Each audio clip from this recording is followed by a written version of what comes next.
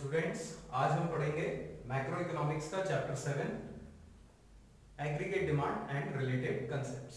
ठीक है, aggregate demand जो है, एग्रीगेट डिमांड का मतलब क्या होता है, इसको समझने के लिए हम सबसे पहले ध्यान देंगे कि इकोनॉमी में सेक्टर्स कितने होते हैं। तो हम सब ने पहले पढ़ा है कि इकोनॉमी में टोटल 4 सेक्टर्स होते हैं। ठीक है ना, कितने सेक्टर्स होते हैं?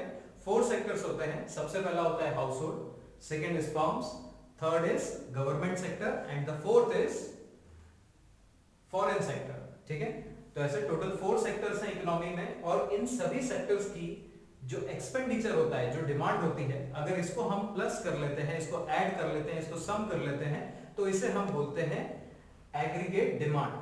क्लियर? सो एग्रीगेट डिमांड को जब हम एक्सप्लेन करेंगे तो इसको एक्सप्लेन कैसे करना है ये हमें समझना है।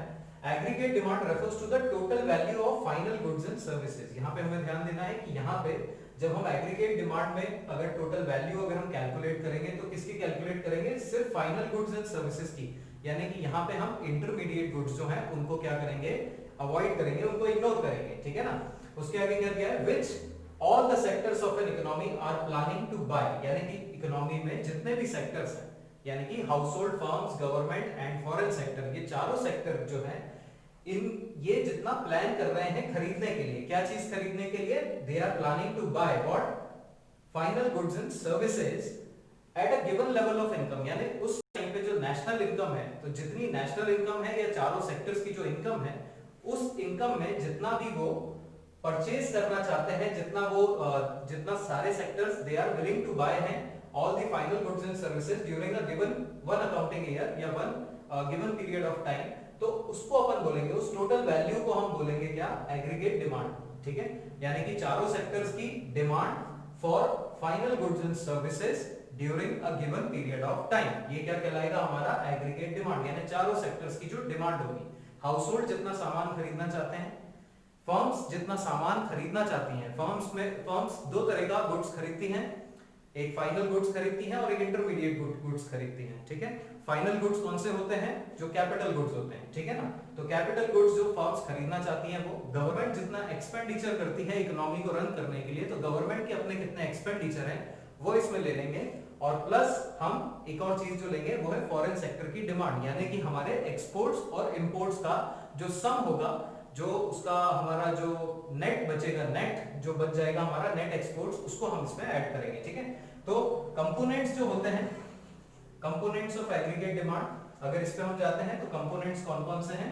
सबसे पहले कंजम्पशन एक्सपेंडिचर, यानी कि हाउस होल्ड जो है, हाउस होल्ड का जो एक्सपेंडिचर है, यानी कि घरों में जो लोग रहते हैं, वो लोग जितना सामान खरीदते हैं, जितना अपनी जरूरतें पूरा करने के लिए, अपने वांट्स एंड नीड्स को फुलफिल करने के लिए जो वो लोग गुड्स खरीदते हैं, उसको हम उस डिमांड को, उस एक्सपेंडिचर को हम हाउस होल्ड एक्सपेंडिचर बोलते हैं।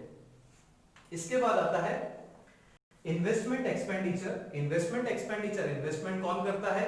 इन्वेस्टमेंट करती हैं फर्म्स। ठीक है, तो firms expenditure on final goods, इसका मतलब क्या है? फाइनल गुड्स कौन से बताए थे मैंने?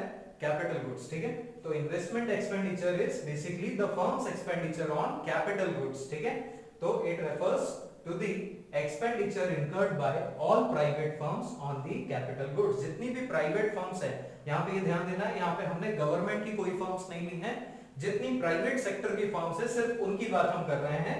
प्राइवेट फर्म्स, प्राइवेट कंपनीज जो हैं, वो जितना इन्वेस्टमेंट कर रही हैं कैपिटल गुड्स को खरीदने में या फाइनल गुड्स को खरीदने में, जितना वो एक्सपेंडिचर कर रही हैं, उसको हम बोलेंगे इन्वेस्टमेंट एक्सपेंडिचर। ठीक है, इसके बाद आता है गवर्नमेंट एक्सपेंडिचर, यानी कि गवर्नमेंट सेक्टर जो है, गवर्नमेंट जो है उसको भी अपने कुछ एक्सपेंडिचर्स, उसको अपने फंक्शनिंग के लिए बहुत सारे खर्चे करने होते हैं, तो गवर्नमेंट क्या करती है? बहुत सारा एक्सपेंडिचर करती है।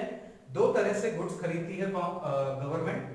गवर्नमेंट के जो दो टाइप के गुड्स हैं जो वो परचेज करती है, एक होता है कंज्यूमर गुड्स। कौन सा? कंज्यूमर गुड्स, और दूसरा कैपिटल गुड्स। यहाँ पे हम बात कर रहे हैं कैपिटल गुड्स की, इसलिए क्योंकि गवर्नमेंट जब कोई प्रोडक्शन करती है तो गवर्नमेंट प्रोडक्शन के लिए मशीन्स खरीदती है, यानी हम यहाँ पे बात कर रहे हैं गवर्नमेंट कंपनीज की। ठीक है, तो जो गवर्नमेंट कंपनीज हैं और जो गवर्नमेंट के डिपार्टमेंट्स हैं, वो जितना एक्सपेंडिचर करते हैं उसको हम बोलते हैं गवर्नमेंट एक्सपेंडिचर। ठीक है ना, तो थर्ड सेक्टर हो गया हमारा गवर्नमेंट एक्सपेंडिचर। ठीक है, फिर एक डिमांड जो आती है वो आती है फॉरेन सेक्टर से डिमांड, जिसको हम बोलते हैं net exports. Clear? Net exports क्या होता है? It is the difference between the imports and exports. जितना हम फॉरेन कंट्री में सेल करते हैं उससे हमें कुछ रेवेन्यू मिलता है, उसके बाद हम फॉरेन कंट्री से कुछ गुड्स एंड सर्विसेज परचेज करते हैं यानी इंपोर्ट करते हैं, उसके बाद हमारा मनी जो होता है वो आउटफ्लो हो जाता है इकोनॉमी से। तो इसके बाद जो मनी रिमेनिंग हमारे पास बचेगा that is called net exports, ठीक है ना। तो इस तरह से फोर जो है सेक्टर्स की डिमांड को हमने क्लासिफाई किया है। हाउस होल्ड की डिमांड को हम कंजम्पशन एक्सपेंडिचर और हाउस होल्ड एक्सपेंडिचर या पर्सनल एक्सपेंडिचर बोलते हैं। Second investment expenditure, that mean firms, private firms जो है उनकी जो डिमांड है उसको हम इन्वेस्टमेंट एक्सपेंडिचर बोलते हैं, जिसमें सिर्फ हम कैपिटल गुड्स पे जो एक्सपेंडिचर हो रहा है उसकी बात करते हैं, क्योंकि capital goods are the final goods.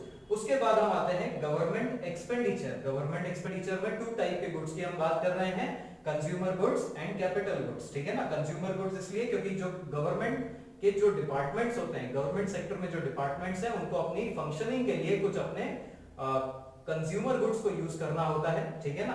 और लेकिन जो गवर्नमेंट कंपनीज होती हैं उनको कोई प्रोडक्शन करना है तो उनको मशीनरी परचेज करनी होती है, तो इसलिए यहाँ पे कैपिटल गुड्स को भी इंक्लूड किया गया है।